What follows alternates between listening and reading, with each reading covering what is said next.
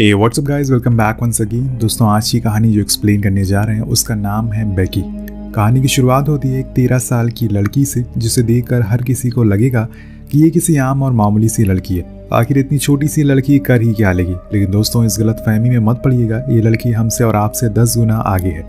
यहाँ पर बेकी को कुछ ऑफिसर के पास हम देखते हैं जो उसे कुछ सवाल पूछ रहे थे, लेकिन बेकी किसी को कुछ जवाब नहीं देती। लेकिन आखिर में वो यहाँ पुलिस स्टेशन में क्या कर रही है, इसी को जानने के लिए चलते हैं 2 हफ्ते पीछे, जहाँ हम बेकी को एक जेल में देखते हैं जिसमें डोमिनिक नाम के आदमी का काफी अच्छा दबदबा है। इसी के चक्कर में उसे एक प्रिजनर का खून भी कर दिया है, जो कि अभी कुछ दिन पहले यहाँ पर आया था।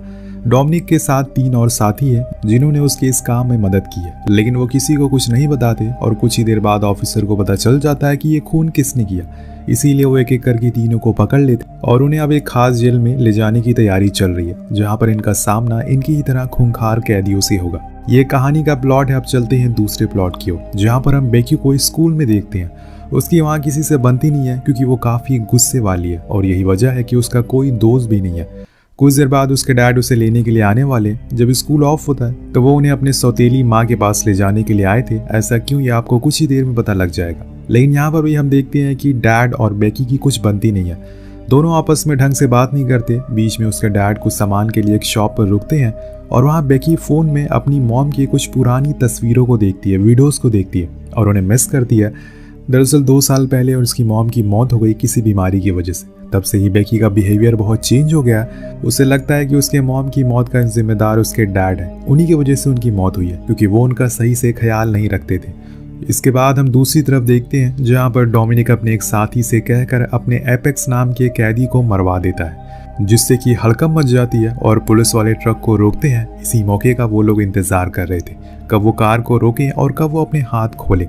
जैसे ही तीनों पुलिस वाले बाहर आते हैं, ये उन्हें मार डालते हैं और उन्हीं की ड्रेस को पहन लेते हैं, ताकि इन्हें हर कोई पुलिस वाला ही समझे। जिसके बाद ये उस ट्रक को लेकर आगे की ओर निकल जाते हैं। वहाँ जेफ बेकी को लेकर अपने पुराने घर में जाता है, जहाँ पर वो अपनी पहली वाइफ के साथ रहा करता था, यानी कि बेकी की माँ के साथ। लेकिन अब वहाँ पर एक कायला नाम की औरत के साथ वो रहता है, जिसका एक बेटा भी है। और कायला के साथ जेफ का रिलेशन भी है, जो कि बेकी को पसंद नहीं आता, क्योंकि वो नहीं चाहती कि उसकी मॉम की जगह कोई और लड़की ले। इसीलिए वो उसे सीधा मुंह पर बात नहीं करती, जो कि कायला को भी बहुत बुरा लगता है। सीन शिफ्ट होता और हम डोमिनिक को देखते हैं, जिसने ट्रक को एक जगह रोक रखा है। वो किसी कार का इंतजार कर रहा है। तभी दूर से उन्हें एक कार आते हुए दिखाई देती है, जिसमें एक आदमी और उसके 2 बच्चे थे। वो उन्हें रोकता है और उन्हें ये लगता है कि ये असल में पुलिस वाले हैं, क्योंकि उन्होंने यूनिफॉर्म पहन रखी थी। लेकिन हकीकत तो कुछ और ही थी। खैर, डोमिनिक उसे उनकी कार मांगता है, लेकिन वो देने से मना कर देते हैं, क्योंकि ऐसे पैदल वो कहाँ तक जाएंगे। और ये बात डोमिनिक को पसंद नहीं आती। वो सबसे पहले तो उस आदमी को मारता है और फिर उन दोनों मासूम बच्चों को भी मार डालता है। वो चीखते हैं, चिल्लाते रहते हैं, लेकिन वहाँ उनके आसपास कोई नहीं था। उधर हम जेफ को देखते हैं, जो सभी के साथ खाना खा रहा होता है, और इसी बीच वो बेकी को बताता है कि वो और कायला अब शादी करने वाले। उसे लगता है कि वो खुश होगी ये सुनकर, लेकिन वो बहुत गुस्से में आ जाती है और वहाँ से अपने डॉग को लेकर जंगल की ओर चली जाती है, जहाँ पर उसका एक खुद का सेफ हाउस था, जो कि उसकी मॉम ने बनाया था। यहाँ वो लोग काफ़ी समय बिताया करते थे। हम देखते हैं कि बेकी को इतना गुस्सा आता है कि वो जगह की सारी चीज़ों को तोड़ना फोड़ना शुरू कर देती है, कि अभी उसकी मॉम को मरे हुए 2 साल भी नहीं हुए और तभी तक उसके डैड ने किसी और से शादी का प्लान बना लिया। यही सोचकर वो बहुत उदास हो जाती है। लेकिन तभी उसे वहाँ पर एक मिस्ट्री बॉक्स मिलता है, जिसे खोलने पर उसे उसकी मॉम की काफ़ी चीज़ें मिलती है, जिसमें उनके ब्रेसलेट थे, उनकी बहुत सी चीज़ें। लेकिन एक सबसे खास चीज़ थी, और वो एक बड़ी सी चाबी थी, जिस पर कुछ अजीब सा सिंबल बना हुआ था, जो क्या चीज़ को दर्शाता है ये किसी को पता नहीं। बेकी को समझ नहीं आता, पर इतनी में वहाँ पर हम देखते हैं कि बाहर एक कार आकर रुकती है, जिसमें से वही 3 भागते हुए कैदी बाहर निकलते हैं, जिन्हें शायद यहीं पर आना था। वो फौरन अंदर जाते हैं और जेफ के ऊपर बंदूक तान कर पूछते हैं कि वो चाबी कहाँ पर है, कि ये लोग किस बारे में बात कर रहे हैं। वो कुछ नहीं कहता, इसीलिए डोमिनिक गुस्से में आ जाता और चिल्लाने पटकने लगता है। इतने में कायला और उसका बेटा वहाँ से भागने की कोशिश करते हैं, लेकिन बाहर उसका साथी उसे पकड़ लेते हैं और फिर अंदर ले आते हैं। अब इन तीनों को यहाँ पर हॉस्टेज बना लिया जाता है। जब तक इन्हें वो चाबी नहीं मिलेगी, तब तक वो कहीं जाने वाले नहीं है। लेकिन वो चाबी तो बेकी के पास है और वो इस समय इनसे दूर है। उसे पता भी नहीं कि असल में घर में क्या चल रहा है। यहाँ डोमिनिक बार बार एक ही सवाल करता है। जब वो तंग आ जाता है तो कायला के पैर में एक गोली मार देता है, जिससे कि वो सच बता दे। लेकिन उसे कुछ पता ही नहीं था, इस गोली की आवाज़ बेकी को भी सुनाई देती है। इसीलिए वो फौरन घर की ओर आती है, और तब इन्हें देखती है और फौरन दूसरी तरफ से अपने रूम के पास जाने की कोशिश करती है। जहाँ से वो अपना फ़ोन ले सके और किसी को बुला सके। लेकिन अफसोस कि वो अपने बस वॉकी टॉकी को ही ले पाती है, क्योंकि तब तक वहाँ पर डोमिनिक आ जाता है और वो उसे बचकर छुप जाती है। असल में पूरे घर की वो छानबीन करने लगा था, पर उसे जो चाहिए वो कहीं और ही है, किसी और के हाथ में। इतने में वो फिर से कायला के पास जाता और उसे और तड़पाने के लिए, लेकिन तभी वहाँ रखे हुए वॉकी टॉकी से बेकी की आवाज़ आने लगती है। वो असल में उसे कहती है कि तुम उन्हें छोड़ दो, वरना मैं पुलिस को कॉल कर रही हूँ। लेकिन डोमिनिक को पता था कि उसका फ़ोन तो यहीं पर है, इसीलिए वो ऐसा कर नहीं सकती और इसीलिए वो चुपचाप उसे यहाँ आने को कहता है। लेकिन बेकी तो उल्टा उसे धमकाने लगती है, जिससे वहाँ बैठे उन कैदियों को अंदाज़ा हो जाता है कि ये लड़की काफ़ी शातिर है, इतनी आसानी से हाथ में नहीं आने वाली। इसलिए डोमिनिक अब यहाँ पर जेफ को आगे करता है ताकि उसे तड़पा कर वो आ जाए, क्योंकि उसे पता चल चुका था कि बेकी कायला की बेटी नहीं है बल्कि जेफ की है। इसीलिए वो उसे लेकर बाहर गार्डन में जाता है, जहाँ से एक आग में एक लकड़ी निकालकर उसके मुंह पर लगा देता है। फिर उसकी चीखें बेकी को सुनाता है और कहता है कि जितनी जल्दी हो सके यहाँ पर आ जाओ, वरना मैं इसे मार दूंगा। लेकिन जेफ कहता है कि यहाँ पर मत आओ, तुम जाकर पुलिस को कॉल करो। ये सुनकर डोमिनिक और गुस्से में आ जाता और उसे बहुत मारने पीटने लगता। तभी बेकी के मुंह से गलती से निकल जाता है कि जिस चाबी को तुम ढूंढ रहे हो वो असल में मेरे पास है, और उसे मेरे पास से ले जाना इतना आसान नहीं है, तुम्हें उसके लिए संघर्ष करना होगा। लेकिन यहाँ डोमिनिक जेफ को और तकलीफ दे रहा था। उसकी चीख सुनकर बेकी भागते हुए उसके पास आने लगती है, पर इतने में जेफ उसी आग को डोमिनिक और उसके साथी पर फेंक देता है और वहां से भागने लगता है। लेकिन इसी बीच उसके सामने बेकी आ जाता है, जिससे वो कहता है कि जाकर तुम ऑफिसर को कॉल करो, वरना ये हम सभी को मार देंगे। लेकिन इतने में पीछे से डोमिनिक आ जाता है और उसे वहीं गोली मार देता है। उसकी आंखों के सामने उसके डैड की मौत हो जाती है, जिसे फिर क्या, बेकी पूरी तरह से पागल हो जाती है और भागना शुरू करती है। लेकिन यहाँ डोमिनिक उसे पकड़ लेता और उससे कहता है कि अब तुम यहाँ से कहीं नहीं जा सकती, चुपचाप वो चाबी मुझे दे दो, यहाँ से निकल जाओ। लेकिन बेकी वो चाबी उसकी आंख में घुसा देती है और झटके से बाहर निकाल लेती है, जिससे उसकी पूरी आंख बाहर आ जाती है और लटकना शुरू कर देती है। वो दर्द के मारे चिल्लाना शुरू करता और मदद के लिए अपने साथियों को बुलाता है। इतने में बेकी वहाँ से रफू चक्कर हो जाती है।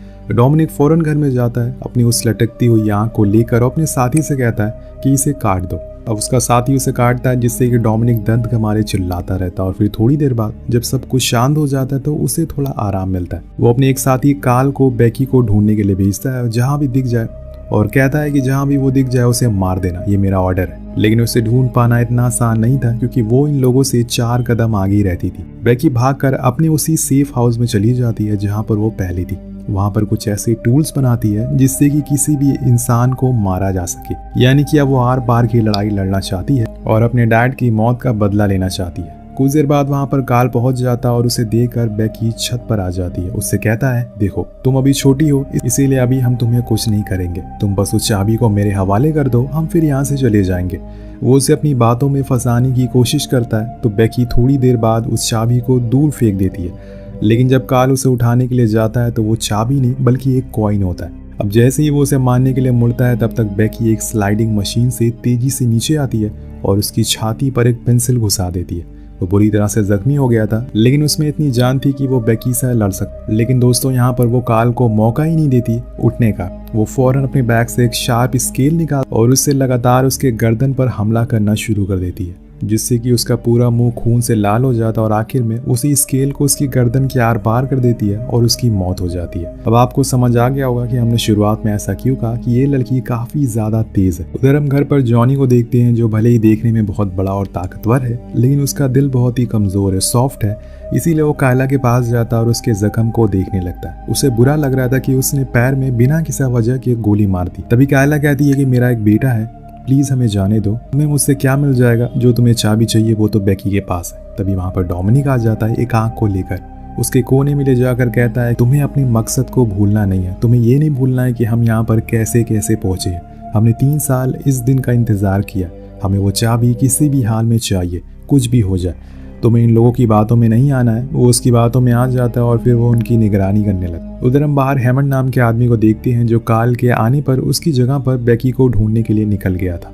लेकिन वहाँ बेकी लेक के किनारे एक ट्रैप को सेट कर रही होती है, क्योंकि उसे अच्छे से पता था कि वो इन लोगों से हाथापाई करके तो जीत नहीं सकती। हाँ, अगर वो इन्हें दिमाग का इस्तेमाल करे तो ज़रूर जीत सकती है। वो उस चाबी के राज को भी जानना चाहती है कि आखिर उसे क्या खुलता है, क्योंकि जब तक हमें ये नहीं पता चलेगा कि इससे खुलता क्या है, तब तक वो बेकार है। वहीं उस सेफ हाउस के पास हेमंड आता है, जो काल की लाश को देख लेता है और घबरा कर वहाँ से जाने लगता है।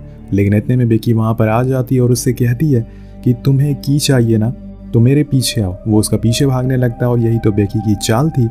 वो उसके पीछे पीछे करके लेक तक ले आई थी और यहाँ भी यही होता है और वो आगे जाकर ट्रैप में फंस जाता है और वहीं गिर जाता है। लेकिन अभी भी उसमें जान थी। वो पागलों की तरह बेकी को मारने लगता है पर बेकी उस पर चढ़ जाती है और जॉन विक बन जाती है। पेंसिल से उस पर वार करती है जिससे कि वो पानी में गिर जाता है और इसी का फायदा बेकी उठा लेती है। वो उस पर उस बोट को चढ़ा देती है जिससे कि उसके शरीर के चीथड़े उड़ जाते हैं और पूरा लेक लाल हो जाता है। वही हम घर पर डोमिनिक और जॉनी को देखते हैं क्योंकि अब वही दो बचे हुए थे, इसलिए डोमिनिक उससे कहता है कि जाकर उस चाबी को लेकर आओ। तो वो भी जंगल में निकल जाता है और बीच में उसे काल की लाश दिखाई देती है जिससे वो समझ जाता है कि उसके साथ ही मारे गए। वो अब उसे लेक के पास पहुंच जाता है जहाँ पर उसे बेकी दिख जाती है और उससे पहले उसका डॉग आ जाता है जिसे जॉनी एक ही मुक्के में सुला देता है और गुस्से में आकर बेकी उसके पीछे से हमला करती है। लेकिन वो उसका ऐसे मुकाबला नहीं कर सकती। वो उसके सीने पर एक मुक्का मारता है जिससे कि वो नीचे गिर जाती है। यहाँ उसे सांस लेने में दिक्कत होने लगती है। वो तड़प रही थी या फिर जॉनी ये देखकर बहुत अफसोस करता है क्योंकि अब वो किसी बच्चे को खुद के हाथों से मारना नहीं चाहता। उसने उस दिन कार में बैठे 2 बच्चों को भी मार दिया था जिनकी कोई गलती नहीं थी और आज वो बेकी को नहीं मानना चाहता। इसीलिए वो उससे कहता है कि तुम किसी को कुछ बताओगी नहीं, यहाँ से चली जाओ, मैं भी जा रहा हूँ। अब ये काम मैं और नहीं कर सकता हूँ, मैं और मासूम बच्चों को नहीं मार सकता। कुछ देर बाद अंधेरा हो जाता और बेकी रात होने पर अपने डैड की लाश के पास आती है और रोने लगती है। वो भले ही उनसे सही से बात ना करती हो लेकिन वो उन्हें प्यार जरूर करती थी, आखिर वो उसके पिता थे। जाते जाते वो उनसे कहती है कि मॉम को हेलो कहना मेरी तरफ से, जिसके बाद वो घर की ओर बढ़ती है और कायला को विंडो से एक इशारा करती है कि वो सेफ है। अब वो ये जानकर बहुत खुश होती है और बेकी अंदर आ जाए। इसीलिए वो डोमिनिक का ध्यान भटकाना शुरू करती है और उसे वही सवाल करने लगती है जो शायद आप भी मुझसे पूछना चाह रहे हो कि आखिर उस चाबी में ऐसा क्या है जिसके लिए डोमिनिक ने अपने साथियों को खो दिया। वो कहता है कि तुम्हें अंदाज़ा भी नहीं कि वो एक चाबी पूरी दुनिया को क्या से क्या बना सकती है, तुम्हें उसकी कीमत का अंदाज़ा भी नहीं है। अब इसके आगे वो कुछ और बता पाता तब तक बाहर खड़ी कार का सायरन बजने लगता जिससे उसे लगता है कि शायद वहाँ पर कोई पुलिस वाला होगा। वो बाहर जाता है लेकिन जब वो गेट को खोलता है तो उसमें बेकी का डॉग उसके हाथ में काट लेता है। लेकिन सही समय पर वो गेट को बंद कर देता और फिर बंदूक से उसे मारने के लिए आगे बढ़ता है। लेकिन दोस्तों यहाँ पर बेकी दूसरी कार की लाइट को ऑन कर देती है और ये उसका ही प्लान था। वो कार को तेजी से आगे की ओर लेकर आती है और उसको डोमिनिक के ऊपर चढ़ाने की कोशिश करती है लेकिन इसमें सफल नहीं हो पाती क्योंकि ऐसा करने के लिए उसे डोर से कार को लाना पड़ता है। इसी का फायदा उठाकर वो बच जाता है। उधर घर में हम देखते हैं कि कायला किसी का वहां पर ना होने की वजह से फायदा उठाती है फिर अपने बच्चे को। लेकिन क्या वो बेकी की जान बचाने के लिए जंगल में जाएगी या फिर यहाँ से भागना ही सही समझेगी, ये तो हमें समय बताएगा। वहाँ पर हम बेकी और डोमिनिक को आमने सामने देखते हैं। उनके बीच में आग जल रही होती है। डोमिनिक कहता है कि तुम अब एक अनाथ हो गई हो, तुमने 2 लोगों को मारा भी है जिसके लिए तुम्हें जेल भी होगी, उसके बाद तुम्हें एक्सेप्ट भी कोई नहीं करेगा।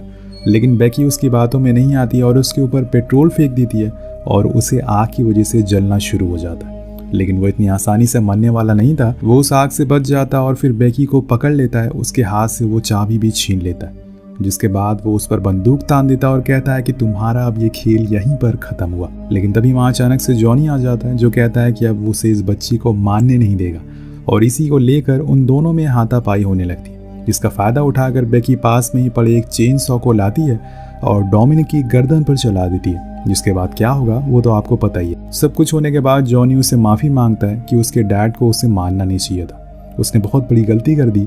लेकिन बेकी को अपनी डैड की मौत के बदले मौत चाहिए थी जो कि उसे वो शूट करके ले भी लेती है। तो यहाँ पर वो दरिया दिली दिखाने के लिए नहीं आई थी, उसने आखिरकार अपने डैड का बदला ले ही लिया। जिसके बाद वो चाबी को उठाती है और सोचने लगती है कि आखिर इसमें ऐसा क्या है, इससे क्या खुलता है। लेकिन तभी वहाँ पर कायला अपने बेटे के साथ आ जाती है और कहती है कि कुछ देर में पुलिस आने वाली है। अब यहाँ से कहानी वहीं पर आ जाती है जहाँ पर इसकी शुरुआत हुई थी, यानी कि वही पुलिस स्टेशन से जहाँ पर 2-3 पुलिस वालों को शक था जितने भी लोग मरे हैं उन्हें बेकी ने ही मारा है। लेकिन उनके पास कोई सबूत नहीं था क्योंकि ये काम बेकी ने बहुत ही सफाई के साथ किया था, इसीलिए वो पकड़ी नहीं जाती और उस चाबी के बारे में भी नहीं बताती किसी को भी, जैसे कि डायरेक्टर ने हमें भी नहीं बताया कि आखिर उस चाबी से खुलता क्या है, क्या कोई खजाना या फिर कोई ऐसी चीज जिसका हमें पता नहीं। आपको क्या लगता है, इसकी एंडिंग ऐसी ओपन छोड़ दी गई है? वेल, आपको जो भी सोचना है उस चाबी से जो भी खुलता है नीचे कमेंट करके जरूर बताएगा। मिलते हैं अगली वीडियो में। Peace out.